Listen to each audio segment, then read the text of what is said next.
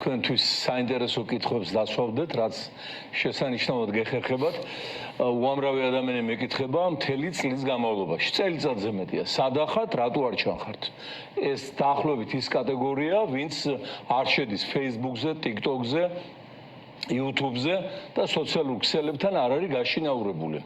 მე კიდევ ერთხელ მინდა ჩვენს პატივცემულ საზოგადოებას მოახსენო, რომ ლეიბორისტული პარტია გახდა გაბატონებული ოლიგარქიული კლანის მსხვერპლი, ყველანაირი გაგებით ამ 30 წლის მანძილზე, არ დაუშვეს ჩვენი მოსვლა, რომ არ დაეკარგათ ძალაუფლება და მე პოლიტიკური ის მონაგარი, რაც ჩვენი ეროვნული ქონების მითვისებით მიიღეს და ახლა უკვე 1 წელზე მეტია ვარ სრულ სატელევიზიო ბლოკადაში.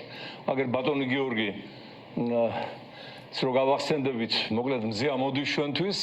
ზოგადად დანარჩენი ტელევიზიები საინფორმაციო ბადიდან ამოგდებული ვართ, საერთოდ მეგობრებო, საინფორმაციო ბადებიდან სრულად ამოგდებულები ვართ, იძულებული გავხდი, რომ ყოველდღე გამაკეთებინა ჩარტვები Facebook-ზე, YouTube-ზე, TikTok-ზე, მთელი ეს ხელი ზაფხული გავატარე იმ ჩარტვებში, 1 საათი ყოველდღე 60 წუთი შალვა ნათელაშვილთან, ასე ქვია, ეხლა ორ შაბათობით 9 ნახევარზე იქნება უსმინეთ შალვას ყოველ კვირა ორ შაბათს და ელვა ჩართვები წავა.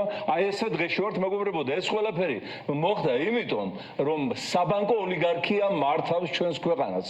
და ეს საბანკო ოლიგარქია არ არის მარტო ივანიშვილი, საბანკო ოლიგარქია მასთან გარიგებული ხაზარაძე, რომელიც უთეთრებს ახლა ადგილობრივ არჩევნებს ამ ბატონს, ისე როგორც გაუთეთრა 2020 წლის პარლამენტი, სადაც ხაზარაძე პირველი შეიჭრა შიგნით, შეიყვანა თავისი პარტია, გადაარჩინა ჩამოქცევას და იმის შემდეგ ყოველ წელს მისი TBC ბანკი 1,5 მილიარდ მოგებას იღებს, გავიდა 5 წელი და ეს მოგება ამ წუთისათვის შეადგენს 7 მილიარდს.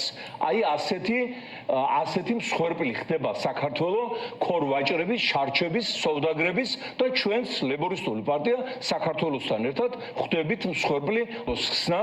ეს გახლავთ ეროვნული სოციალიზმი, როდესაც ეროვნული სიმდიდრე დაუბრუნდება ხალხს, ყველა მოქალაქე გახდება მოგების მოწილე, მოხდება ნაციონალიზაცია, რაც ამ ყაჩაღებმა მიიტანეს ფოთის, ბათუმის პორტებიდან დაწყებული, ოქროს საბადოთი გაგრძელებული, მარგანეცი დაგვირგვინებული, აი ამ სატრანზიტო გადაზიდვებით გაგრძელებული მილიარდები რო ჩამოდის ციდან, ამათ რო ეცემა თავზე, ხალხი რო შიმშილობს და მერე კიდევ ჩვენგან ითხოვენ გაასმაგებულ გადასახადებს, ჯარიმების